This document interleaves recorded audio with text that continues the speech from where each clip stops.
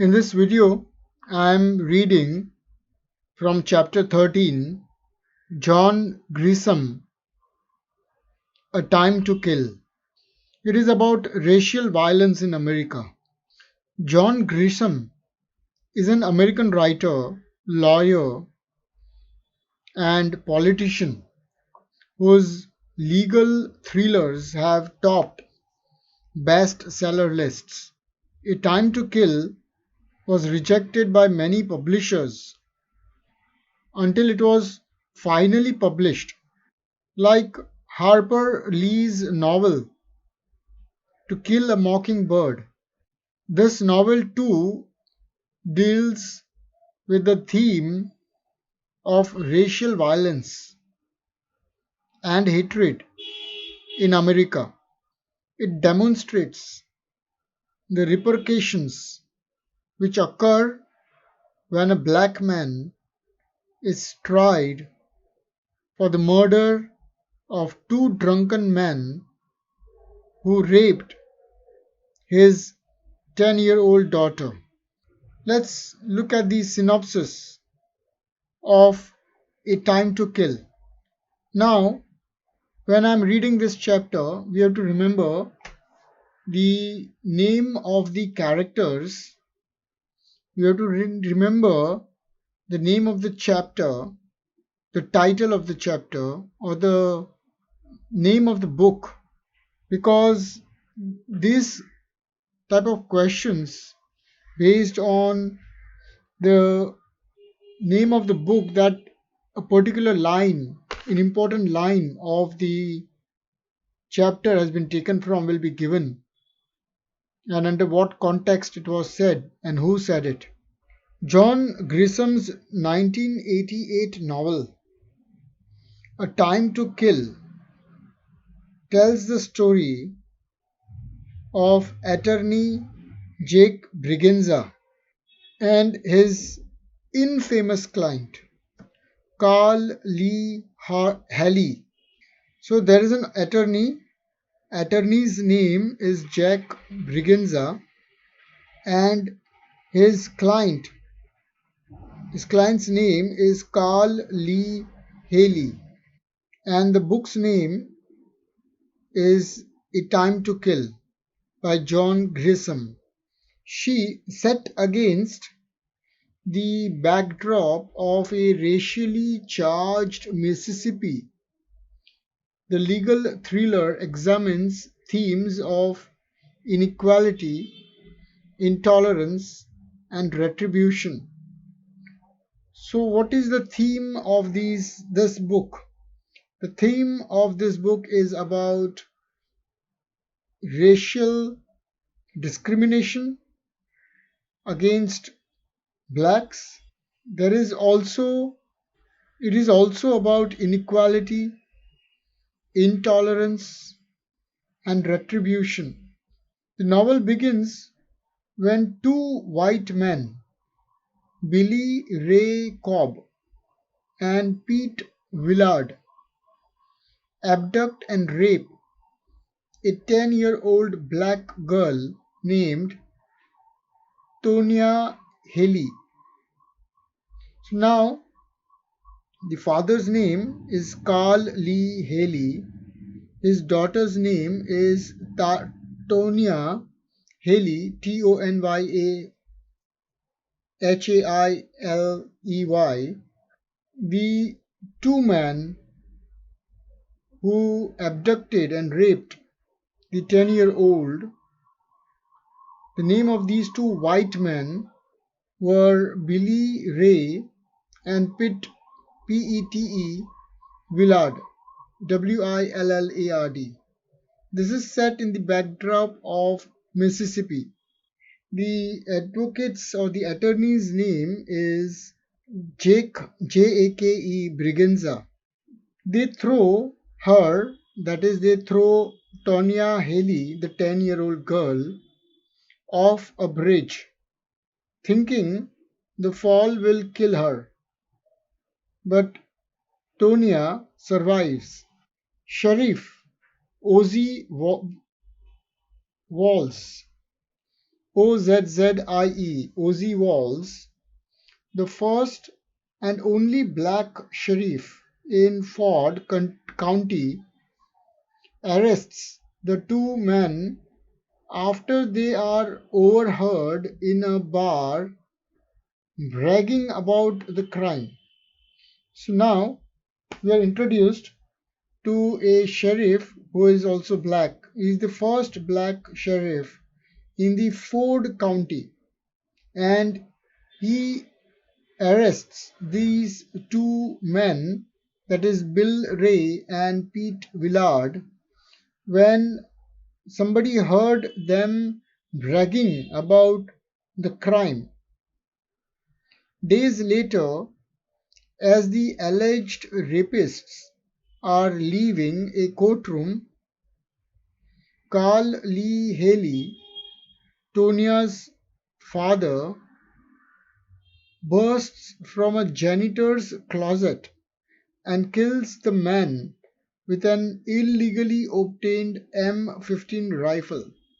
Now, after the arrest by Sheriff Ozzie Walls, when they were being presented in the court, and after the hearing, when they were leaving the courtroom, Carl Lee Haley, the father, was hiding in a janitor's closet with a M15 rifle. He killed both Billy Ray and Pete Willard with an M15 rifle, which was obtained illegally. 32-year-old Jake Brigenza, a white attorney practicing out of a solo firm in the small town of Clinton, agrees to represent Carl Lee.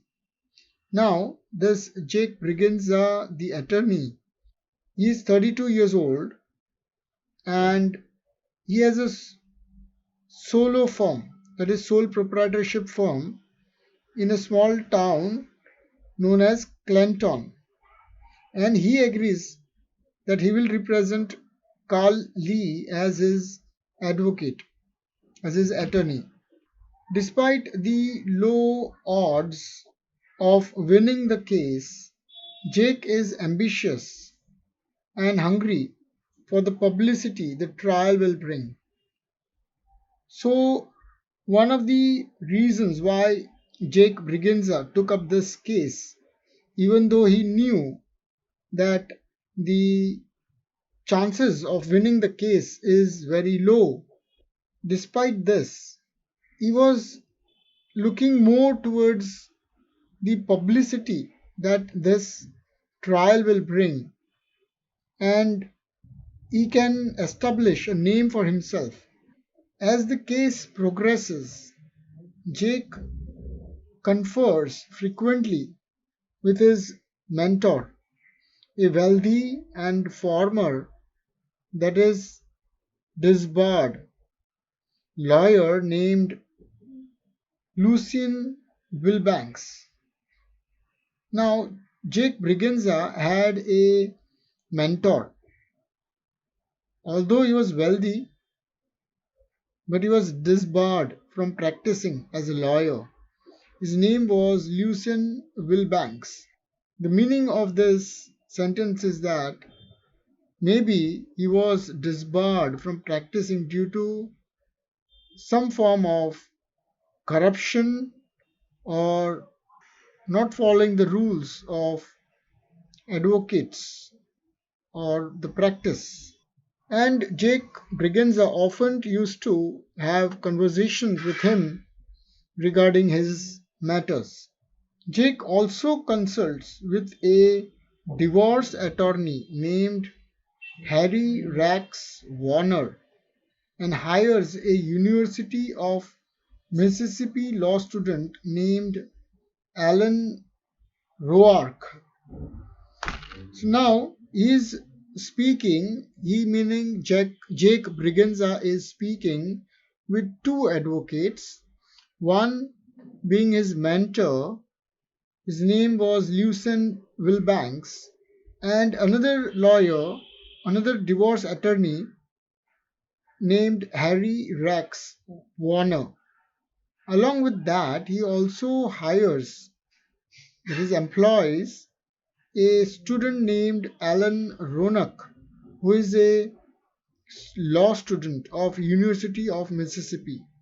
A group of black community leaders raises money for Carl Lee's defense, and urges Jake Brigenza to hire attorneys from the National Association for the Advancement of Colored People instead.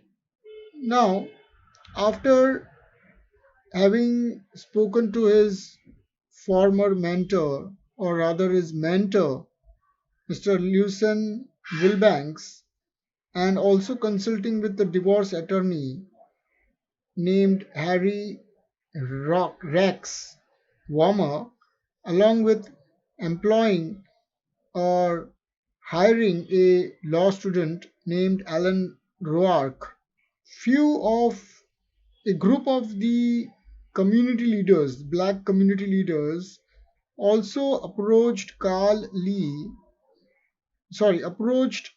Jake Brigenza to offer him money for that is, Carl Lee Haley's defense.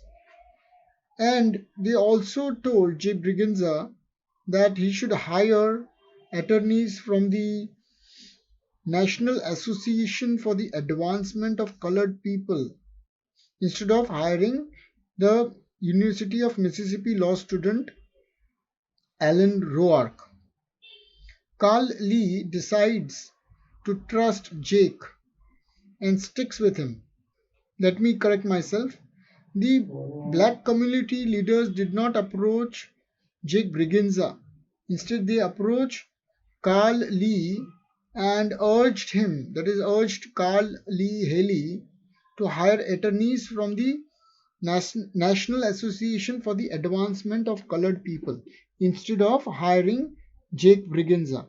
But Carl Lee decided to trust Jake and to stick with him and to continue with him as his attorney.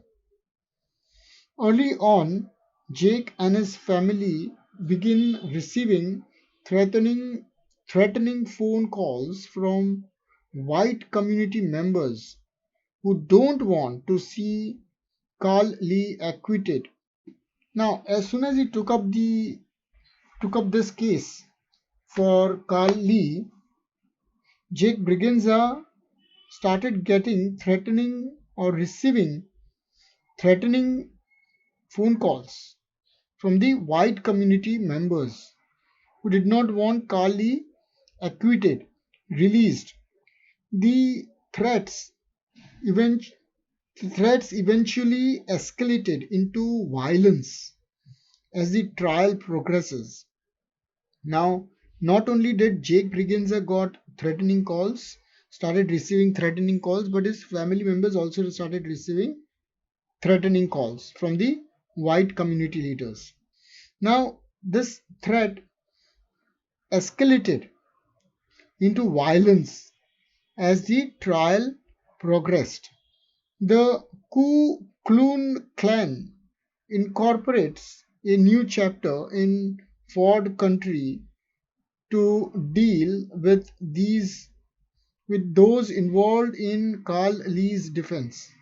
Now, this Ku Klux Ku, Ku Klux Klan is a very famous group of white people, and they come into the picture now in the story. This is all happening in the Ford County, and they start threatening all those people who are involved in the Carl Lee Haley's defense.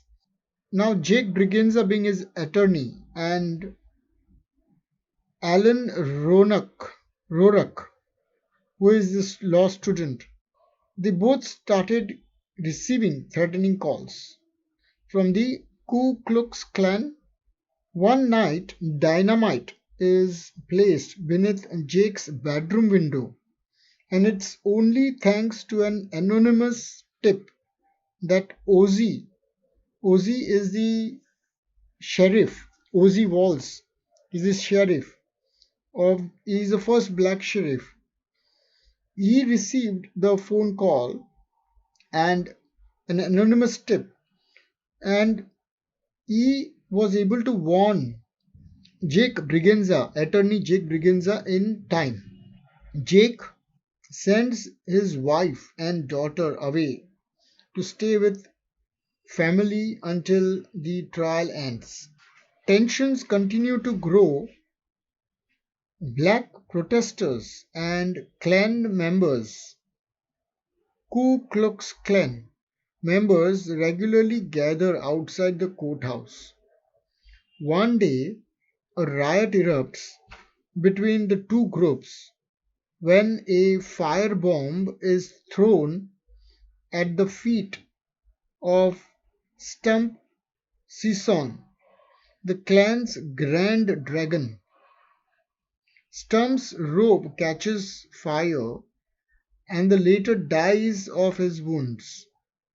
In the aftermath, the National Guard is summoned to keep the peace. This is the military, equivalent to military, who are called in to keep the peace. The clan retaliates by burning down Jake's house and then abducting and violently assaulting his legal aid. His legal aid was Alan Rorick. So they kidnapped him, abducted him, and they assaulted him. A marksman takes a shot at Jake but misses and hits a National Guardsman standing nearby. The man lives but is paralyzed. So lots of attacks had happened on attorney Jake Briggs's house because he was defending Carl Lee Haley in the case as his attorney.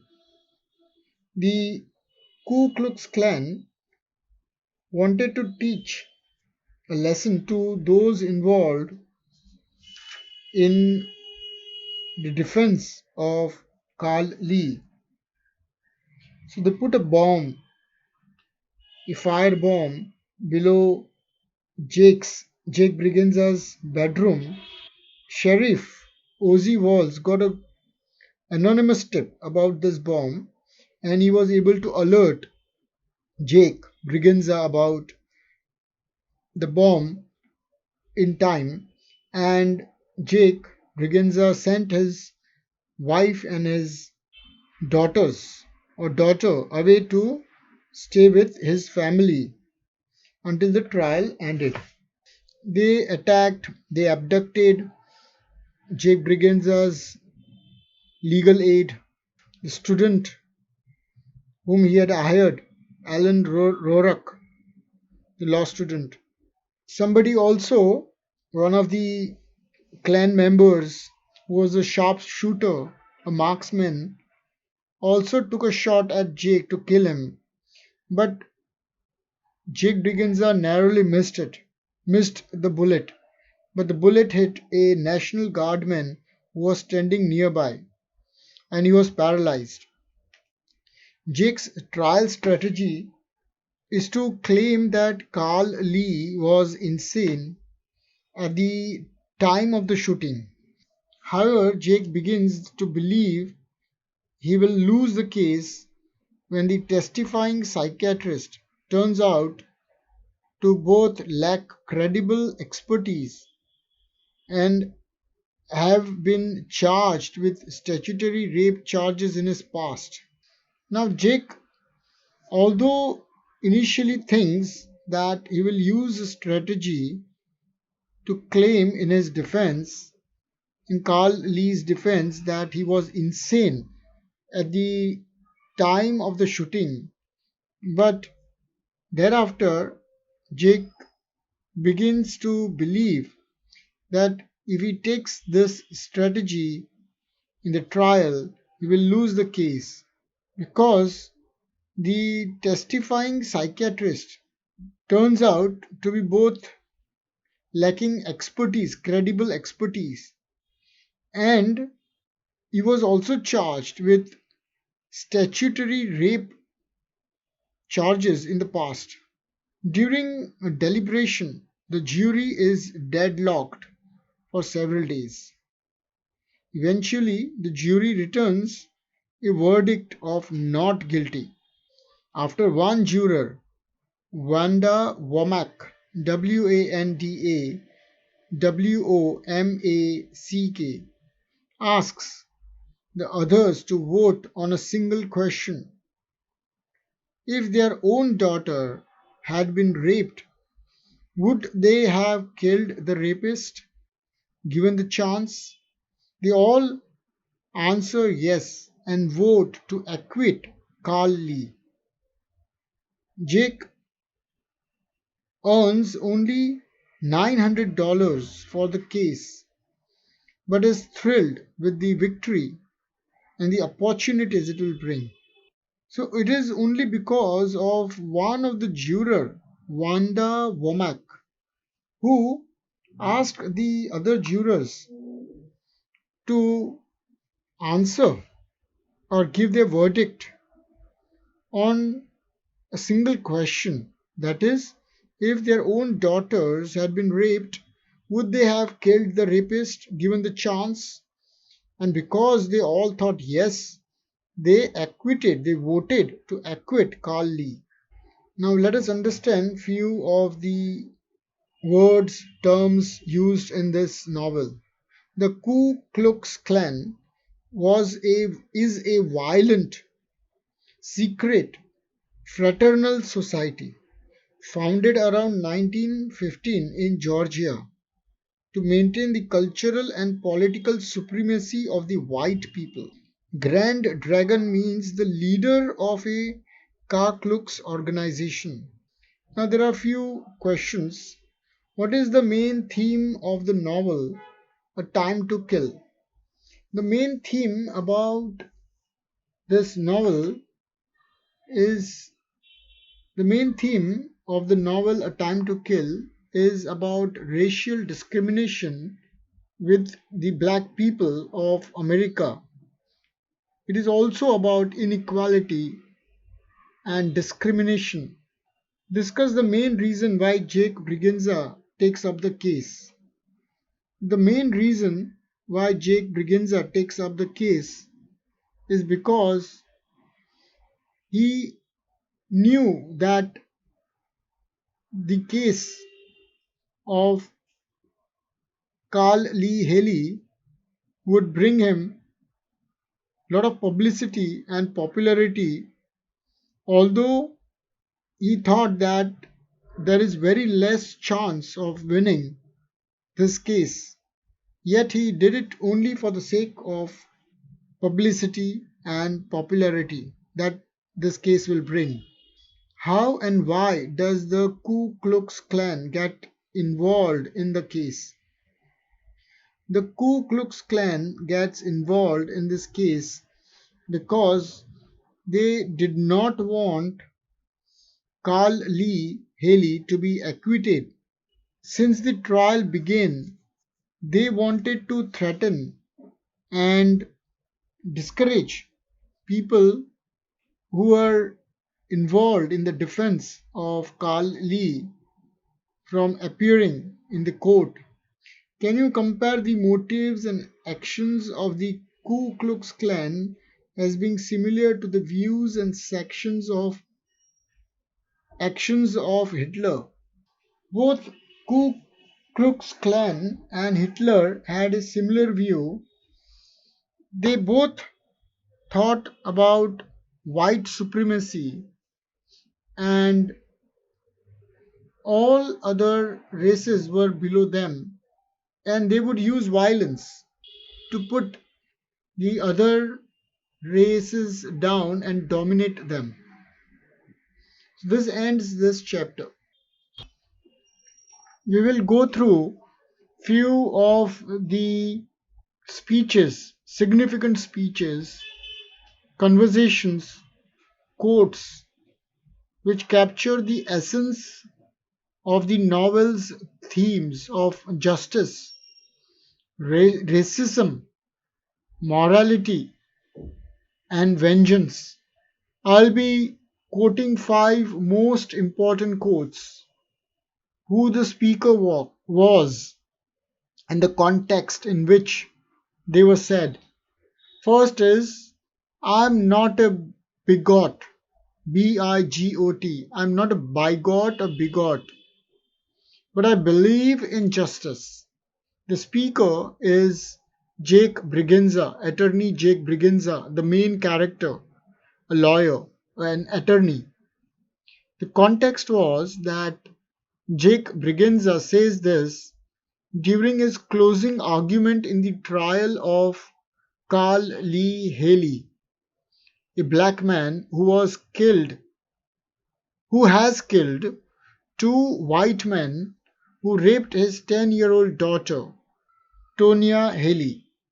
We are trying to remember different names. The whole purpose of giving us these statements or these quotes is so that as advocates or as lawyers, we can remember. You have to remember names, who said and what was the context of that quote. Jake is trying to convey that his defense is not about racial prejudice but about seeking justice in the case. The statement reflects Jake's internal struggle with the idea of justice versus revenge and his role as a lawyer defending Carl Lee Haley. The second quote is, the time has come for this jury to say yes. Yes to justice, yes to fairness, and yes to freedom. Speaker again is Jake Brigenza. Remember this name, Jake Brigenza, Jakebriganze. This was said during his closing argument.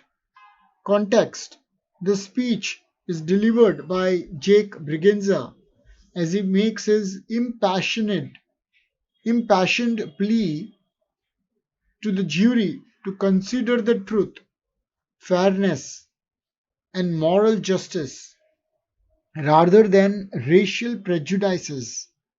It reflects his determination to seek justice for Carl Lee, emphasizing the importance of applying the law impartially, regardless of race.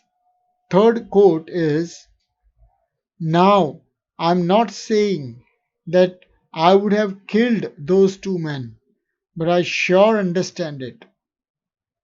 Speaker is Jake Brigenza.